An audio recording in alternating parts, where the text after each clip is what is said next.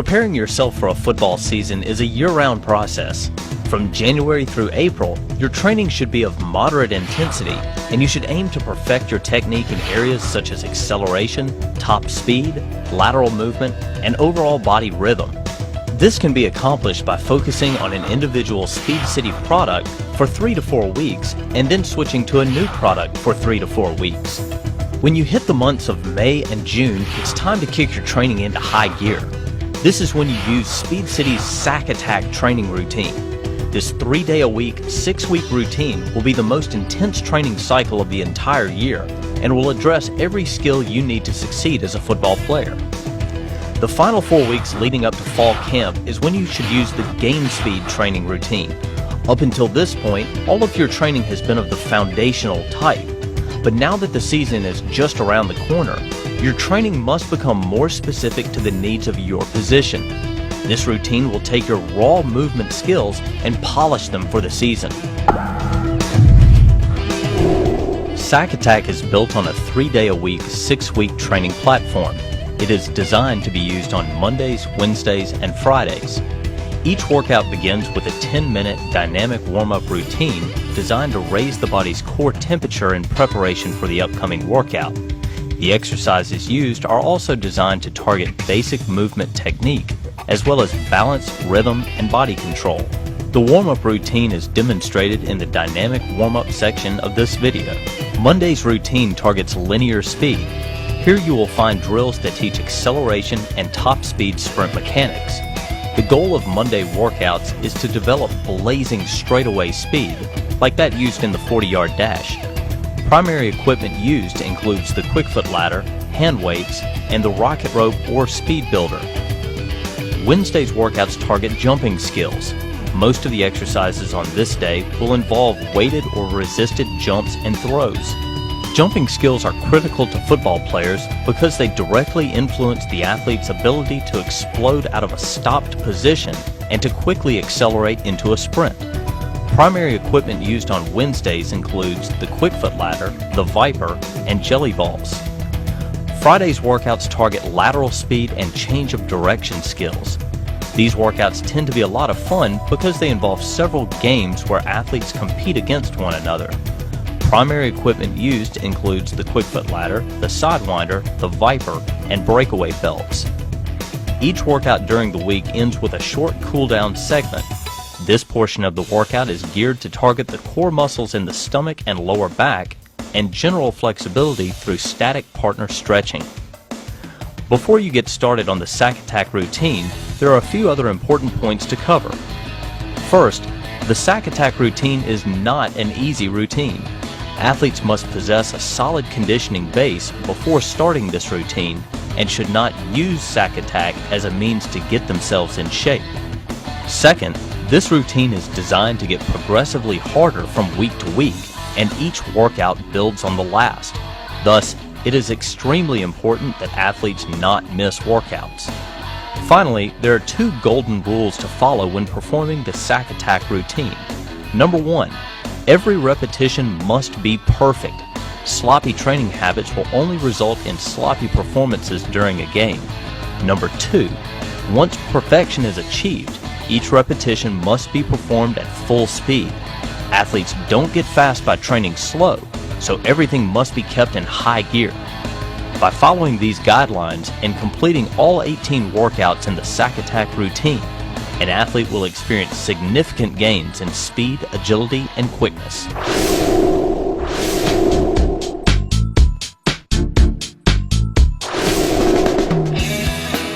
The Viper is an outstanding training aid, but it is also one that requires athletes and coaches to practice certain safety precautions at all times. First, under no circumstances is the Viper designed for horseplay. Many of the drills conducted with the Viper involve stretching the 8-foot flexicord. The tension that is placed on the Viper's flexicord is capable of numerous unique training benefits, but it is also capable of causing injury if misused. Coaches and athletes using the Viper must understand that they are engaged in serious training and not casual play. Second, the Viper's flexicord is 8 feet long and is designed to be stretched to a maximum distance of 20 feet. Overstretching the flexicord could cause the flexicord to rupture or could cause components of the belt or handle attachment to break due to excess force. To avoid unintentional overstretching, cones marking the maximum stretch limit should be used at all times. It should be noted that some Viper drills cover more than 20 feet, but in such circumstances, the anchor athlete is moving with the athlete being trained so that separation is never more than 20 feet. The Viper's flexicord is designed to be attached to the padded Viper waist belt and/or the Viper handle strap. No other devices should be used to secure either end of the flexicord. When attaching the flexicord to the waist belt, only one end of the flexicord should be attached to any of the individual metal rings at one time. Both ends of the flexicord may be secured to separate metal rings at the same time, but not to the same metal ring at one time. Athletes and coaches should inspect the attachment points on the waist belt before each use for signs of wear or damage. If either is discovered, the belt should not be used. When only one end of the flexicord is attached to the Viper's waist belt, the other end must be secured to the Viper's attachment handle. This handle may be wrapped around a sturdy stationary object like a goalpost, worn around the waist of a second athlete, or held in the hand of a second athlete. When this third method is used, the athlete should insert his or her hand through the handle's loop and then firmly grasp the strap. Athletes wearing the Viper's waist belt must be conscious of how they connect the front buckle. The male end of the buckle should be inserted straight into the female end so that both teeth on the male end click into place. If the athlete does not connect the buckle properly, only one of the teeth will click into place and may cause the buckle to come unfastened during use. Finally, like all Speed City products, the Viper comes with a 1-year warranty. However, proper care may extend the useful life of the product. It is recommended that the entire Viper product be cleaned free of all dirt and debris after each workout and stored in a climate-controlled environment away from harsh sunlight. Following these simple guidelines will help ensure that you get the most out of training with your new Viper from Speed City.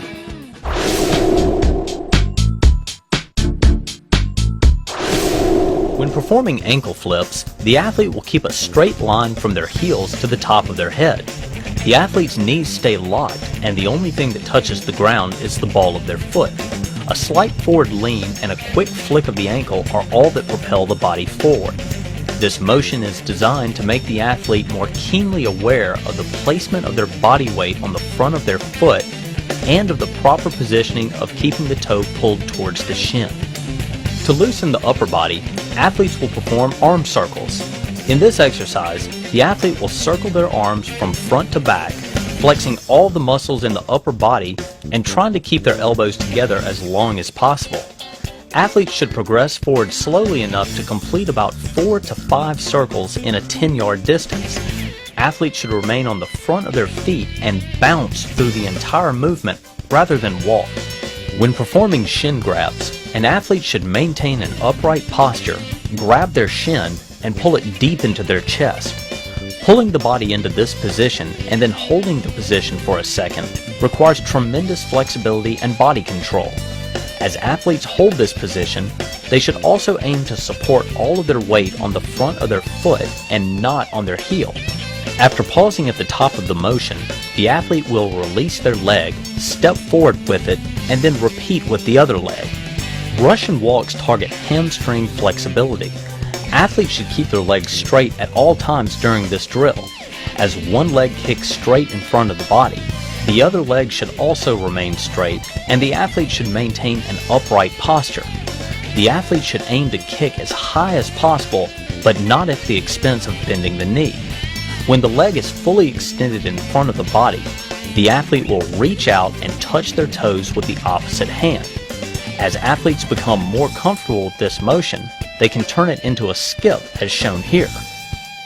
A-skips focus on rhythm and correct sprint angles. Key points to a successful A-skip include an upright posture, 90-degree bends at the elbows, thighs brought parallel with the ground, and toes pulled towards the shins. It is important that an athlete be able to smoothly perform the rhythmic motion of A-skips because it mimics much of the positioning needed for high-speed, efficient sprinting. Over and under the fence is an exercise designed to loosen the hips and groin for lateral movement and change of direction speed. This exercise is performed by first stepping laterally over an imaginary fence with both legs and then sliding under another imaginary fence. Note that the athlete's feet never cross at any point during this drill. As athletes step over the imaginary fence, they aim to step as high as possible, thus striving for maximum range of motion in the hips. Similarly, as the athlete slides under the imaginary fence, they should step as wide as possible and sink as low as possible to fully stretch the groins and hamstrings.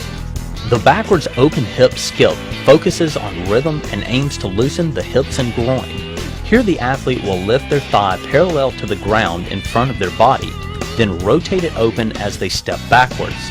As the athlete steps backwards, they should imagine that they are stepping over a small hurdle. As with all speed training exercises, athletes should keep all of their weight on the front of their foot and keep their heels off the ground. By keeping their weight on the front of their feet, athletes will more easily fall into a rhythm that allows them to smoothly perform this challenging exercise. When performing the lunge and twist, athletes will step forward with their right leg and sink down towards the ground until their opposite knee comes within about an inch of the ground. Once in the lunge position, the athlete will rotate their left elbow towards their right knee. This is an unstable position requiring strength, flexibility, and balance. From this position, the athlete will step with their left leg all the way from the trail position to the lunge position out front. This should all be done in one step. Athletes should not take any additional steps in between. After athletes have performed drills in this warm-up routine a couple of times, it should take them no longer than about 6 to 8 minutes to complete. As with all the exercises on this video, if you need further clarification of any of the warm-ups, please refer to your training manual.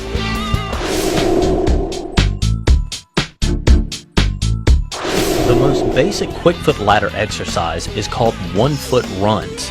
This drill simply involves running through the ladder and placing 1 foot in each hole. The key is to keep the upper and lower body in sync with one another.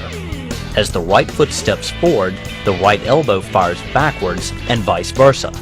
It is of utmost importance for the athlete to perfectly place each of their steps as they move through the ladder. Perfection is the #1 goal, with speed being the #2 goal. Many exercises on the quick foot ladder can also be performed while holding hand weights or while being resisted by the Viper. Both of these techniques serve to increase the level of difficulty of the drill and should be mixed into your daily workout plans. 2-foot ladder runs are performed exactly the same way as 1-foot ladder runs, except that both feet step in each hole. This requires shorter, quicker motions and more body control. Athletes must still fight to keep their upper and lower bodies in rhythm. The tendency will be for athletes to accelerate forward and to miss holes in the ladder. However, athletes must avoid this by focusing on the correct pattern, driving their elbows backwards, and forcing their feet to quickly pop off the ground.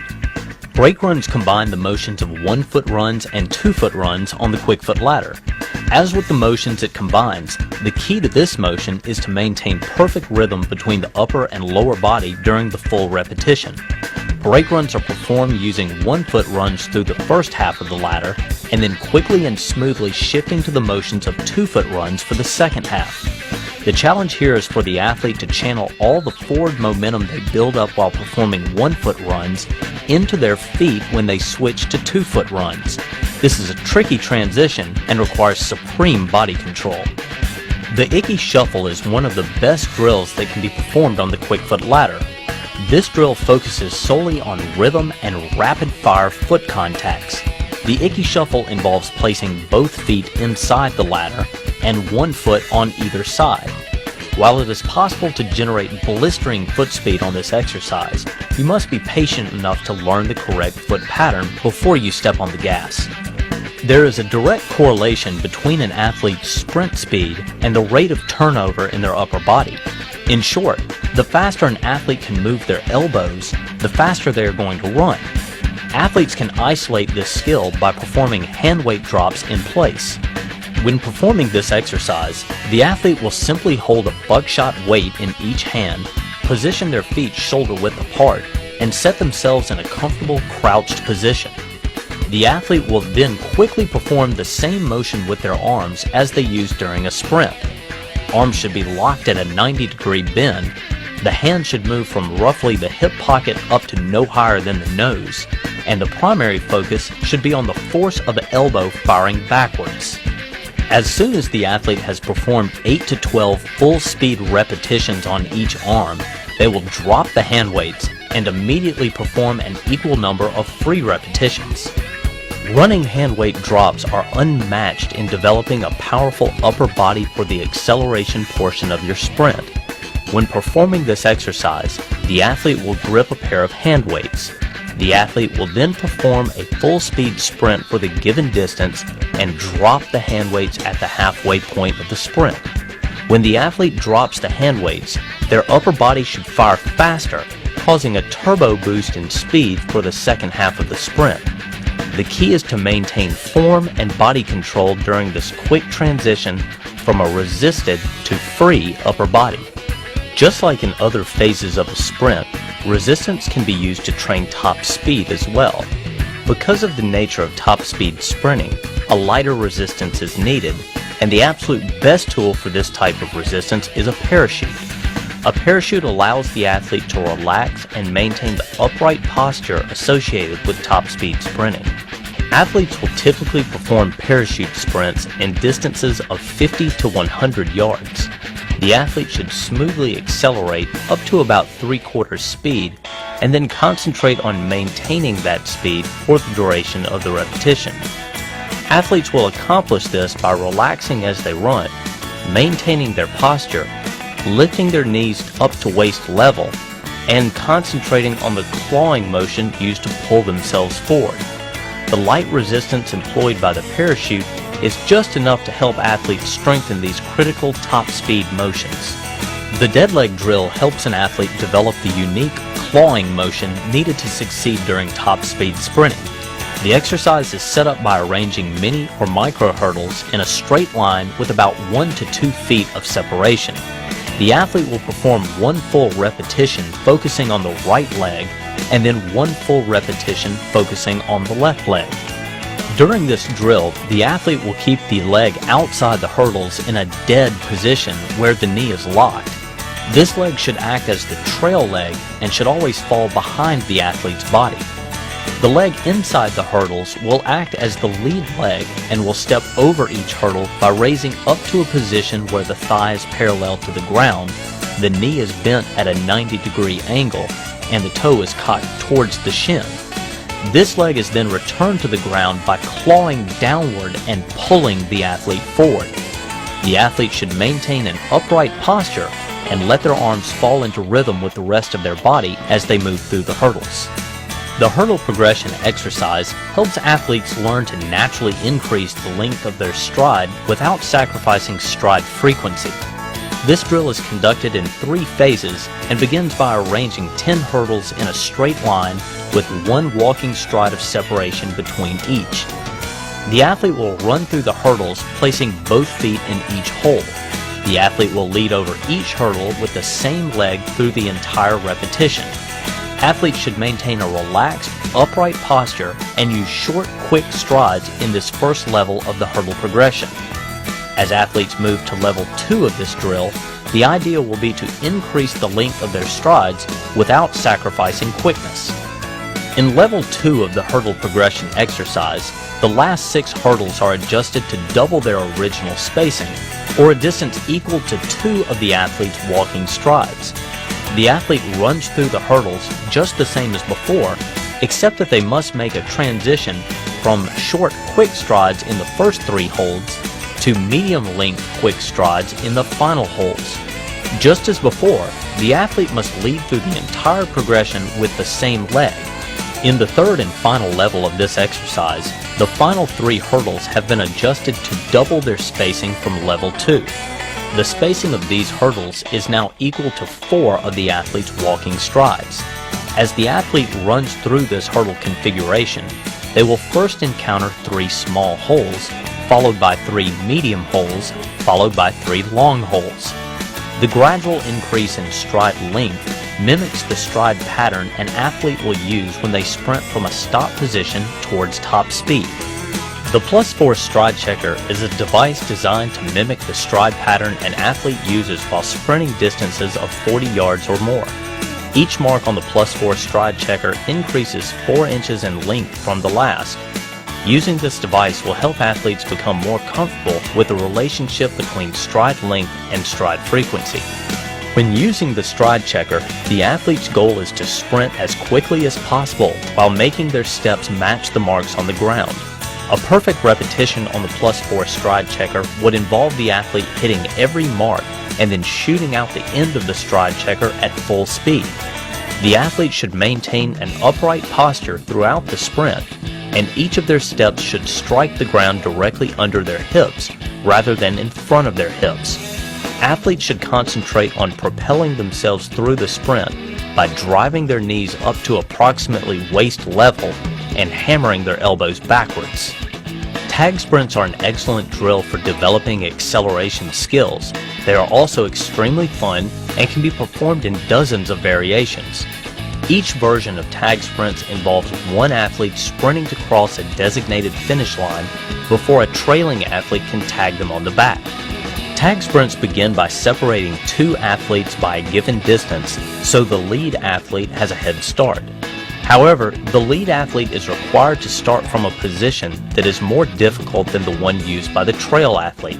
For example, the lead athlete may be required to start from a seated position where their legs are extended straight out in front and flat on the ground, while the trail athlete begins from a standing position. Any combination of standing, seated, lying, and backward starting positions may be used. The key is to choose starting positions and spacing that result in a very close finish at the finish line. If your first repetition results in one athlete completely blowing the other away, then adjust starting positions accordingly on the next repetition to balance out the differences in ability. Just as resistance can be used to train top speed, so can assistance. The technique of assisting an athlete through a sprint is known as overspeed, and the best way to conduct an overspeed sprint is with a device known as a rocket rope. The rocket rope is a 3-man training tool that essentially slingshots one of the athletes through a 30-yard sprint. Overspeed sprinting requires perfect technique and trains the athlete's neuromuscular system to be fast. The rocket rope requires one athlete to serve as the anchor, one to serve as the engine, and one to act as the rabbit. The athletes begin in a triangle configuration with the engine at the top of the triangle and the anchor and rabbit standing next to one another at the bottom of the triangle. The engine athlete will initiate the drill by looking back at the rabbit and asking if they are ready. Once the rabbit gives the okay, the engine athlete will run full speed for a given distance. The physics of the rocket rope cause the rabbit to experience a tremendous overspeed pull for the duration of the sprint. The engine athlete will stop once they have reached the point marking the end of their sprint. The rabbit will sprint past the engine and coast to a stop. The anchor will release the handle once the rabbit gets to within 5 yards of the engine. After a repetition is completed, all 3 athletes should walk back to their starting points and place the rocket rope on the ground. The anchor athlete will then rotate to the rabbit position for the next repetition.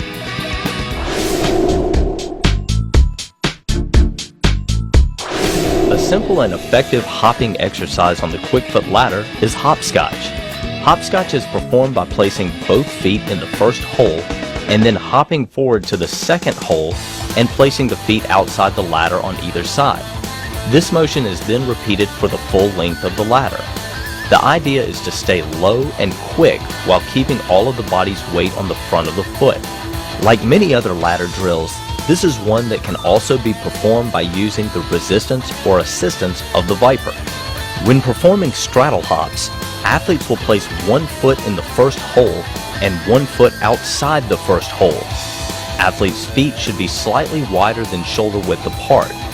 In a quick hopping motion, athletes will move to the second hole and reverse the position of their feet. The goal is to maintain a wide base position and to minimize the time spent on the ground.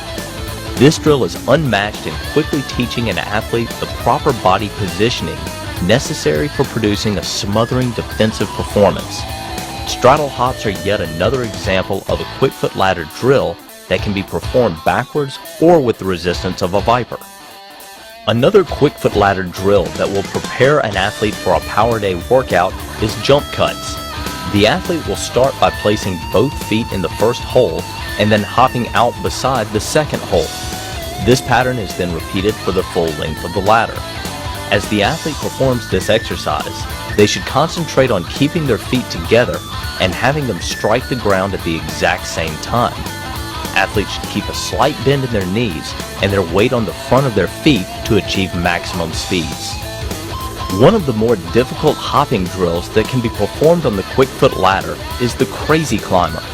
This exercise is excellent for loosening an athlete's hips and torso, as well as for developing smooth total body rhythm. Athletes should keep their weight on the front of their feet and quickly pop off the ground with each contact. For an illustration of the crazy climber's foot pattern, please refer to the Sack Attack Training Manual.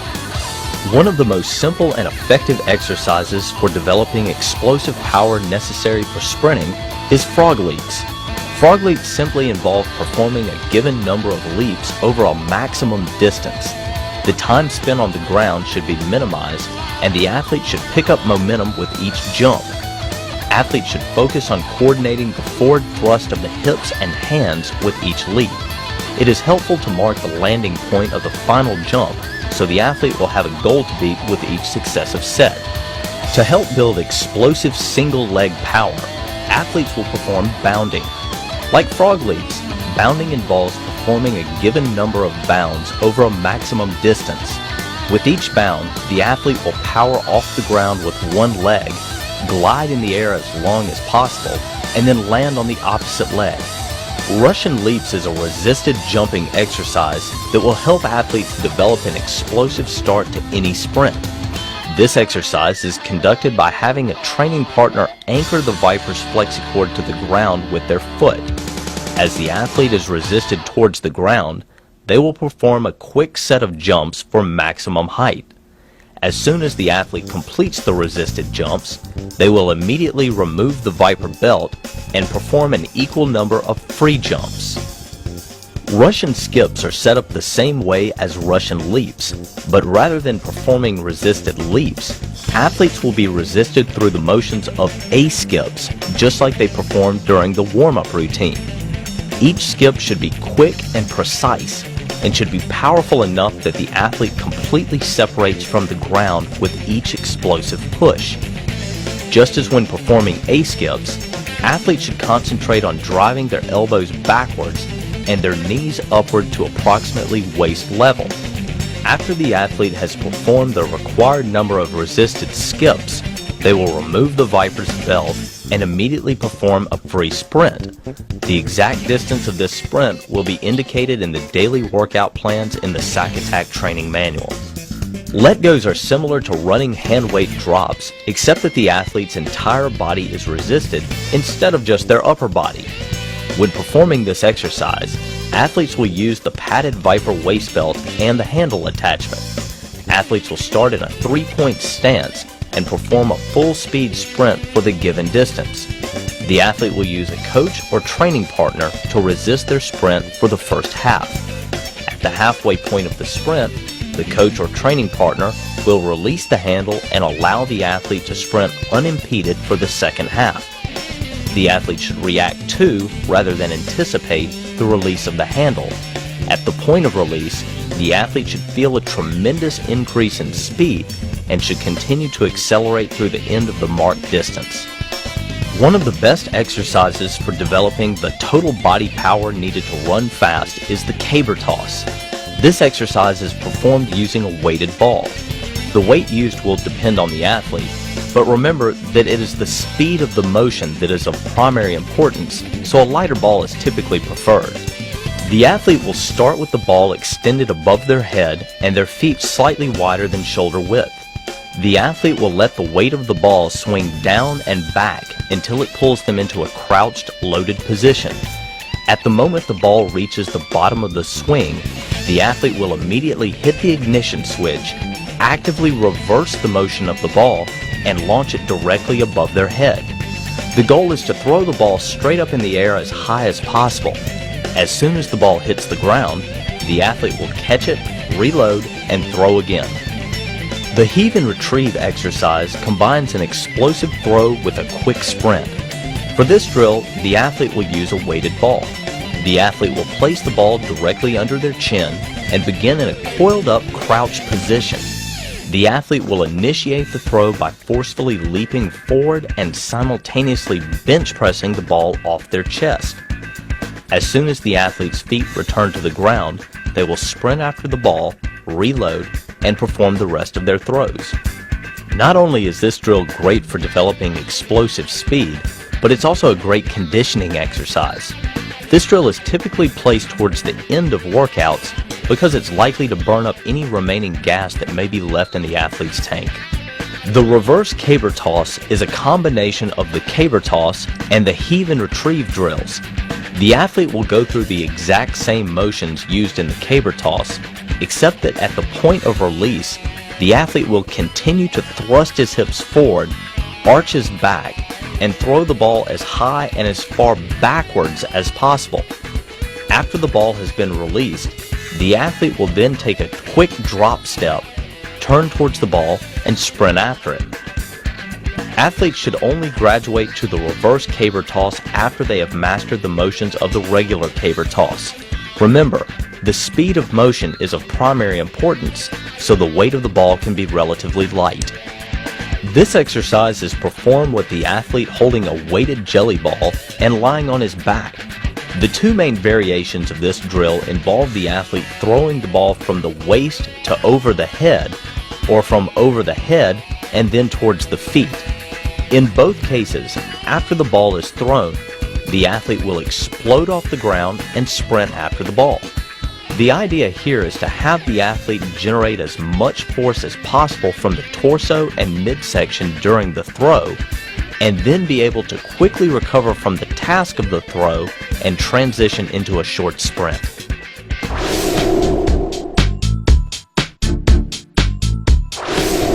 The lateral run is much like the 2-foot runs performed on the linear workout days, except that the athlete is moving sideways. The front foot always steps in first, and the back foot always trails. Since this drill involves a lateral motion, athletes must be sure to perform equal repetitions to both the right and the left. Like with other ladder drills, it is important to start the foot pattern slow and then gradually increase the speed.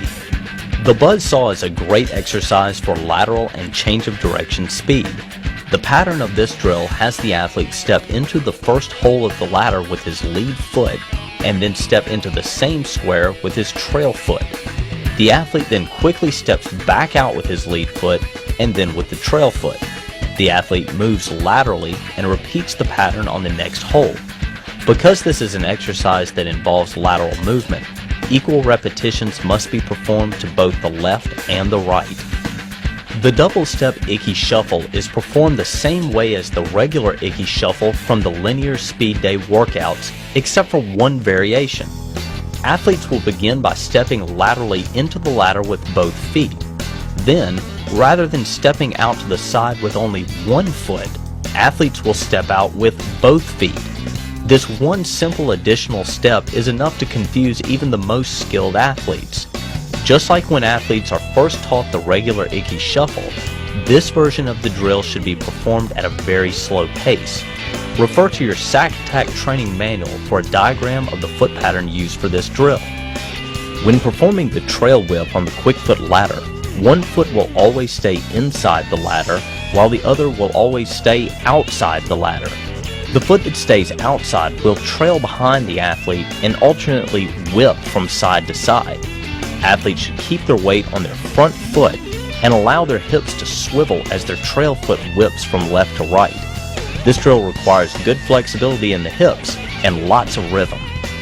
After athletes have become familiar with many of the basic quick foot ladder exercises, the level of difficulty can be increased by breaking the ladders in half and then separating them by 5 to 10 yards. Athletes will be instructed to perform a specific foot pattern through the first ladder segment, sprint the gap, and then begin performing a new foot pattern in the second ladder segment. A further variation on this training technique is to place a cone on either side of the gap and instruct the athlete to sprint around one of the cones when transitioning from one ladder segment to the next. Any quick foot ladder exercise can be incorporated into broken ladder training. Athletes must be extremely focused when performing any variation of this drill. The key is to remain perfect on the foot patterns and to sprint as quickly as possible from the first to second ladder segments. The hurdle maze exercise combines multi-directional hopping with quick bursts of sprinting.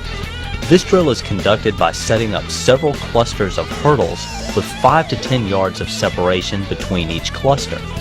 Athletes will hop through the first cluster of hurdles, then sprint to the next cluster and do the same. Athletes should face forwards at all times during their hops and should always hop in the direction the hurdle is facing. In this demonstration, the athlete is hopping with both feet.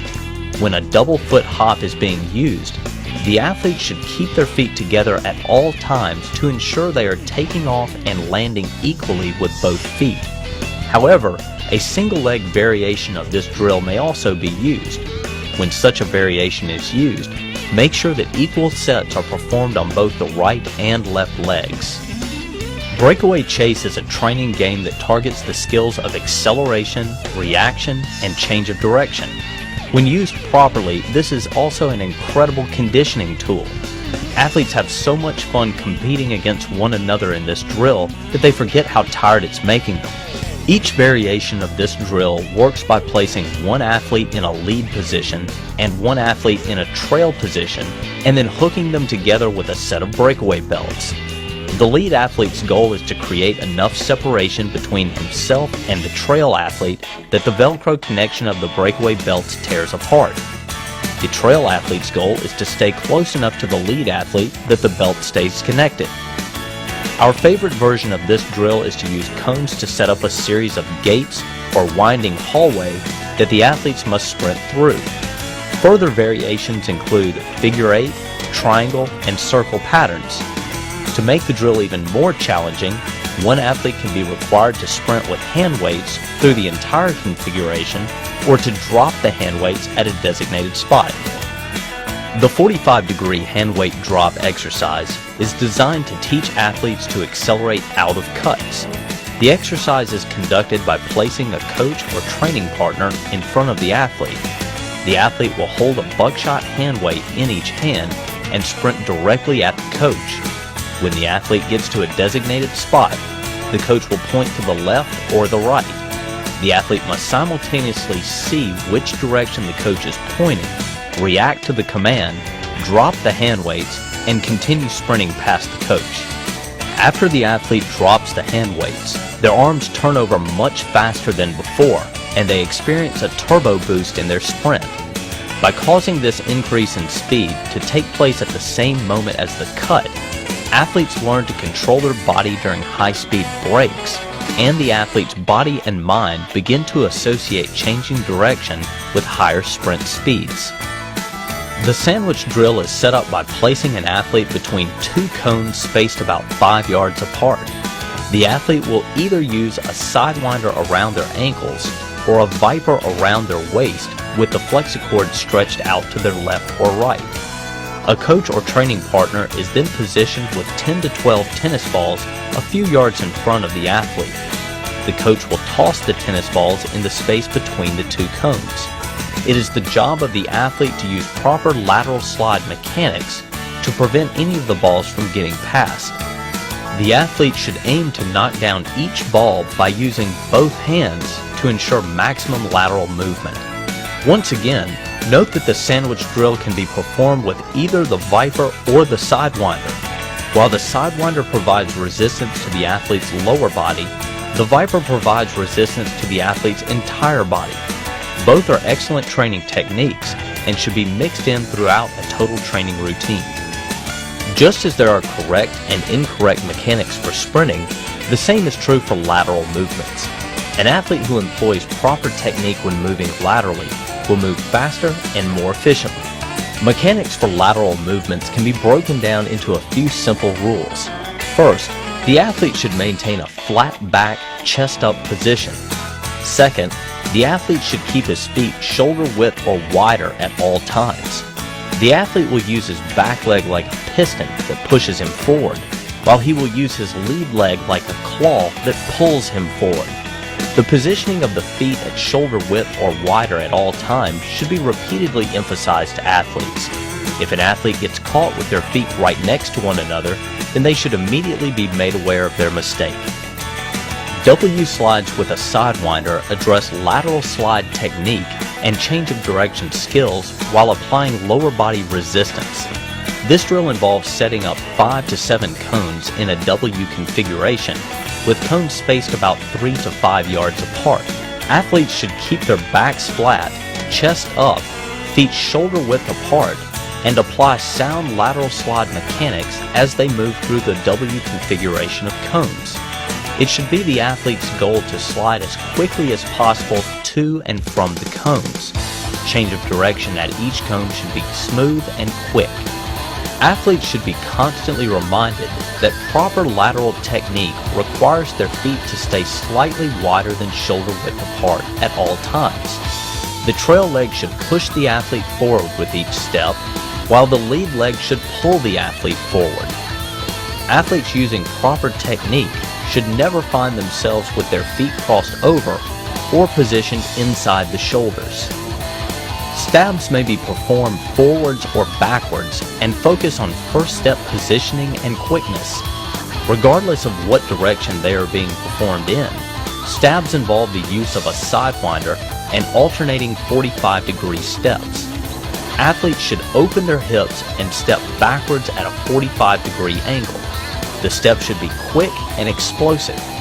The athlete then pivots off that foot and opens their hips in the other direction and performs the same motion with their opposite foot.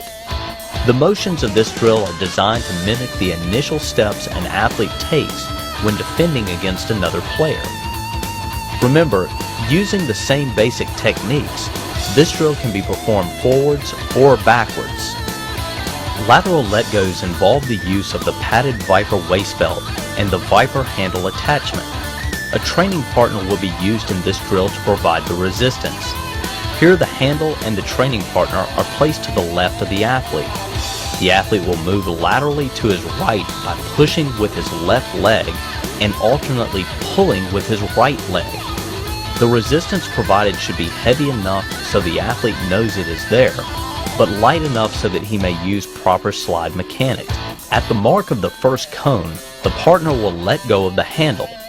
The athlete must sense the release, then quickly snap his hips around and perform a linear sprint.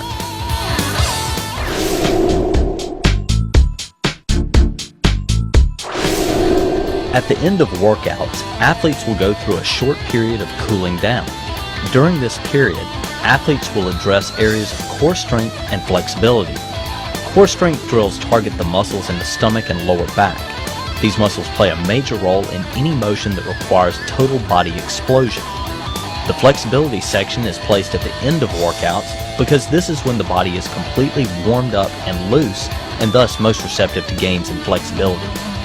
The first exercise an athlete may choose to perform for their core strength is the dead horse crunch. This exercise targets the abdominal muscles. Athletes simply lie on their backs, extend their arms and legs straight up in the air, and reach up towards their toes. The dead horse crunch can be performed in sets of 25 to 100 repetitions. To increase the difficulty of this exercise, a weighted ball may be added. Catapult throws also address the abdominal muscles, but in a much more explosive manner. This exercise is performed with a partner and a weighted ball. The athlete will begin by holding the ball above their head and will keep their arms in a locked position. As the athlete goes through the motions of a sit-up, they will release the ball at the top of the sit-up and throw it at their partner's head. The partner will catch the ball and toss it back just above the head of the athlete as they return to the bottom of the sit-up. We recommend doing catapult throws in sets of 10 to 25 repetitions. Performing leg throws is another great way to address abdominal strength. As the athlete lies on their back, they will brace themselves by holding their partner's ankles. The athlete should keep their legs locked and raise them straight up in the air. The partner will grab the athlete's ankles and forcefully throw them towards the ground. As the athlete becomes more proficient with this exercise, they may have their partner throw their legs randomly to the middle, left, and right as shown here. Equally as important as having strong, explosive abdominal muscles is having a strong, explosive lower back. One exercise we use to target this area is the seal catch. When performing this exercise, the athlete will lie face down with their partner kneeling 3 feet in front of them with a weighted ball. As the partner tosses the ball just above the athlete's head, the athlete will use the muscles in their lower back to raise up, catch the ball, and immediately toss it back to their partner. Seal catches can be performed in sets of 6 to 12 repetitions. After an athlete has strengthened their lower back by performing seal catches, they may then proceed to seal throws. Seal throws again involve the use of a weighted ball. Here the athlete will lay flat on their stomach, hold the ball in front of their head, and throw the ball as high and as far behind them as possible without bending their arms. The athlete's upper body and feet will leave the ground during the throw, and the muscles in their lower back will quickly contract to execute the throw. This drill can be stressful on the lower back, so a lighter ball should be used. To end each workout, athletes will perform 5 to 10 minutes of stretching. An excellent way to enhance post-workout stretching is to perform the 4 partner stretches we will demonstrate here. The idea is to take advantage of the natural looseness the body experiences at the end of workouts by using a coach or training partner to push the athlete through a wider range of motions than they are capable of performing on their own. In all of the stretches, the athlete will lie on their back. First, the partner or coach will place their chest on the athlete's foot and push the athlete's knee towards their chin. As soon as the athlete has reached their comfortable limit, they will say stop, and the partner will hold this position for 10 seconds. In the next stretch, the athlete will extend their legs straight up in the air and lock their knee. The partner will stretch the athlete's hamstring by pushing back on their leg. Again, the athlete must say stop when they have reached their maximum stretch position. The athlete must communicate when they reach their limit so the partner does not unintentionally overstretch them. After holding stretch number 2 for 10 seconds, the partner will then push the athlete's knee towards their armpit. The athlete's thigh should end up roughly parallel to the ground, and their lower leg should end up roughly perpendicular to the ground. As with other partner stretches, the athlete should relax and allow their body to stretch through a full range of motion. In the final stretch, the athlete will rotate their leg across their body. The partner will press down on the athlete's thigh while holding their opposite shoulder to the ground. The athlete will find it helpful to exhale all of their breath when performing this stretch. By properly stretching at the end of each workout, athletes will prevent soreness and potential injury, as well as increase flexibility, thus increasing movement speeds. In this video, we have demonstrated all the drills you will use with your athletes to develop explosive team speed. In the Sack Attack Training Manual, you will find a detailed plan for a 3-day-a-week, 6-week training routine. The manual provides you with photos, charts, and setup diagrams for each of your daily workouts and further information on each of the drills you have seen on this video. If you carefully implement this training system with your team, you will create an army of lightning-fast players capable of wreaking havoc on your opponents at every point of the competition. Good luck with your training, and please contact us at Speed City if we can be of further assistance to you.